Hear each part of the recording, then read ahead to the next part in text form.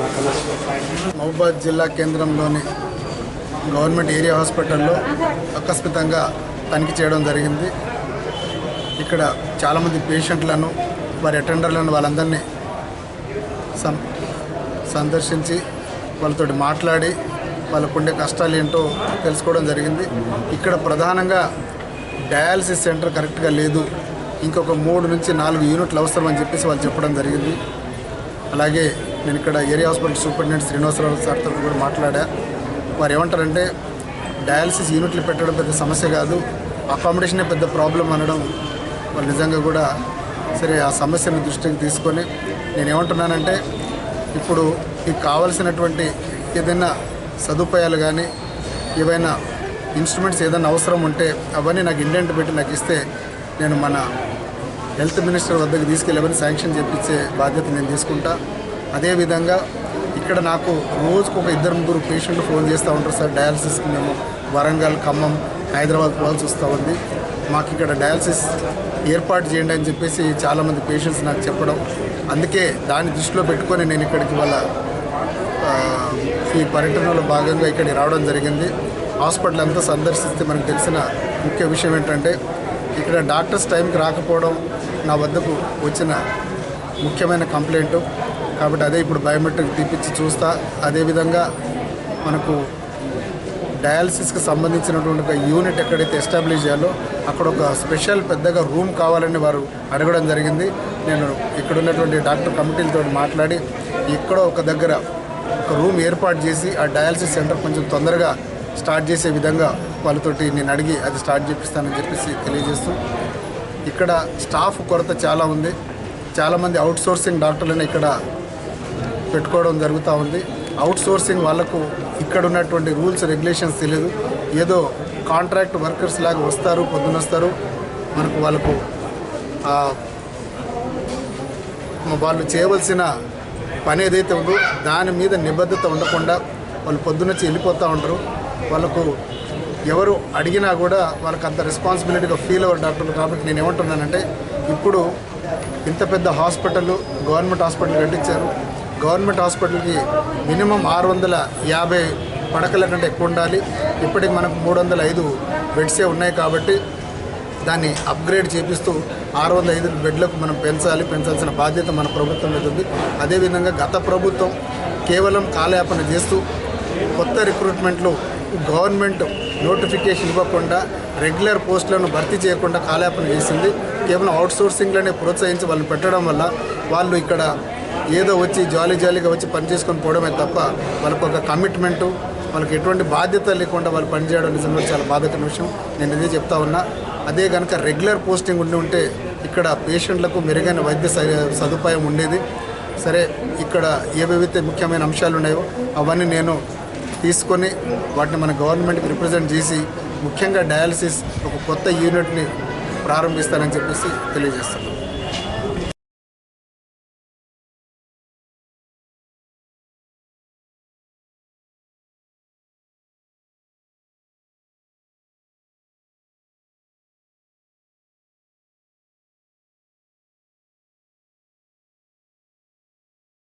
చేయకుండా ఉద్యోగాలు అమ్ముకున్న ప్రిన్సిపల్ జిల్లా ఉపాధి అధికారిని వెంటనే పెంచాలి. జిల్లా ఉపాధి అధికారిని వెంటనే న్యాయ విచారణ చేపట్టాలి. మెడికల్ కాలేజ్ పై వెంటనే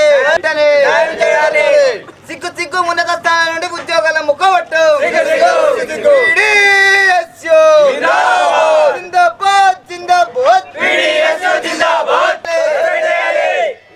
ఉద్యోగాలు దొడ్డతాలు అమ్ముకున్న జిల్లా ఎంప్లాయ్మెంట్ ఆఫీసర్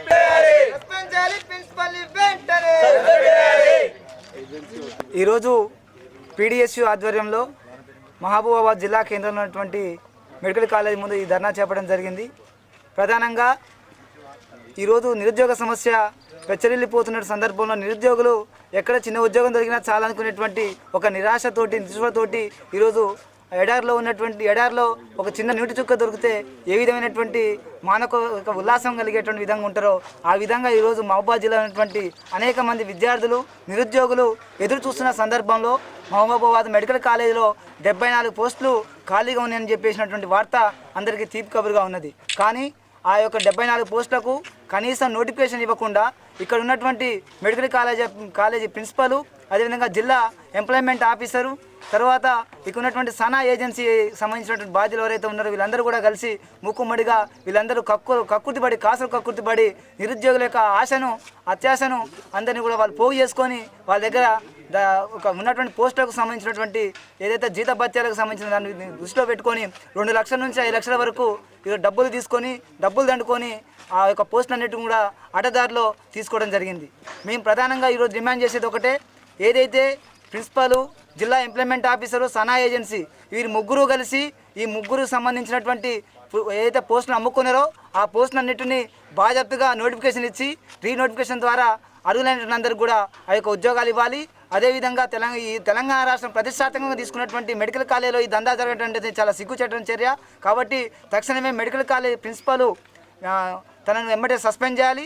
జిల్లా ఎంప్లాయ్మెంట్ ఆఫీసర్ ఆయన బాధ్యత వహించకుండా ఆయన నిర్లక్ష్యం వహించి దీంట్లో ఆయన కూడా కక్కుర్తి పడ్డందుకు తనను కూడా ఆయన సస్పెండ్ చేయాలి. ఏదైతే సనా ఏజెన్సీ ఏదైతే ఉందో వాళ్ళు ఈ కక్కుర్తిపడి నిరుద్యోగుల యొక్క జీవితాలతో చెలగాటడానికి ఈ సనా ఏజెన్సీ ముందు కూడా ఎలాంటి ప్రయత్నాలు చేస్తుంది. కాబట్టి దాని గుర్తింపు రద్దు చేసి ఆ యొక్క టెండర్ని ఇక్కడ రద్దు చేయాలని చెప్పేసి కూడా పీడిఎస్గా మేము ఇక్కడ డిమాండ్ చేస్తున్నాం. లేని పక్షంలో ఈ యొక్క ఉద్యమాన్ని జిల్లా కలెక్టర్ ఆఫీస్ వరకు, అదేవిధంగా రాష్ట్రవ్యాప్త ఉద్యమానికి కూడా మేము ఈ యొక్క ఉద్యమాన్ని తీసుకుపోతాం. వారిపై చర్యలు తీసుకునే వరకు కూడా మేము కొట్లాడతామని చెప్పేసి ఈ సందర్భంగా తెలియపరుస్తున్నాం. నా పేరు భువనగిరి మధు, పీడిఎస్యు మహబూబాబాద్ జిల్లా ప్రధాన కార్యదర్శిని. ఇక్కడ కొత్త బ్యాచ్ వచ్చింది. 2023 సంవత్సరంలో నీట్ ఎగ్జామ్ ద్వారా మెరిట్ లిస్టుల ద్వారా ఇక్కడికి వచ్చినట్టు స్టూడెంట్ అందరిని కలవడం, వాళ్ళతో పరిచయ కార్యక్రమం కూడా జరిగింది. ఇప్పుడు పీడిఎస్ స్టూడెంట్స్ చాలామంది వచ్చి నన్ను కలిశారు. ఇదే కంప్లైంట్ సనా ఏజెన్సీ గురించి చాలామంది నాకు రాతపూర్వకం కూడా కంప్లైంట్ ఇవ్వడం జరిగింది. అది నేను కలెక్టర్ దృష్టికి తీసుకెళ్తా. ఎన్నో అవకతవకలు జరుగుతూ ఉన్నాయి. మొన్నటికి మొన్న మా ప్రభుత్వం వచ్చిన తర్వాత 8 అవుట్సోర్సింగ్ 8 మందిని వాళ్ళు అలాట్ చేయడం జరిగింది. దాని మీద కూడా తప్పక చర్య తీసుకోవాలని చెప్పేసి నేను కలెక్టర్కి చెప్తాను. ఏదన్నా కూడా ట్రాన్స్పరెంట్గా ఉద్యోగాలు ఏది ఇచ్చినా కూడా నోటిఫికేషన్ ద్వారా ఇవ్వాలని చెప్పేసి నేను గతంలో కలెక్టర్ గారు కూడా విన్నవించడం జరిగింది. అవుట్సోర్సింగ్ అనేది కూడా ప్రతి ఒక్కరూ, ఇది గిరిజన జిల్లా, గిరిజన కాన్స్టిట్యున్సీ, ఇక్కడ పేదలకు అన్యాయం జరగకూడదు. మెరిట్ల ద్వారానే ప్రతి ఒక్క ఉద్యోగ భర్తీ కావాలి. ఏదో రికమెండేషన్ల ద్వారానో లేకపోతే డబ్బులు చెల్లించి చాలామంది ఇక్కడ ఉద్యోగులు తీసుకుంటున్నారనే ఆరోపణ ఉంది. కాబట్టి వీటన్నిటికీ మనం స్వస్తి పలికి నిజమైన ఏజెన్సీలు మెరిట్ ద్వారా ఎవరైతే వాళ్ళను ఉద్యోగ భర్తీలు చేస్తారో వాళ్ళకి మేము అప్పచెప్తామని చెప్పేసి మీకు అందరికీ తెలియజేస్తాం.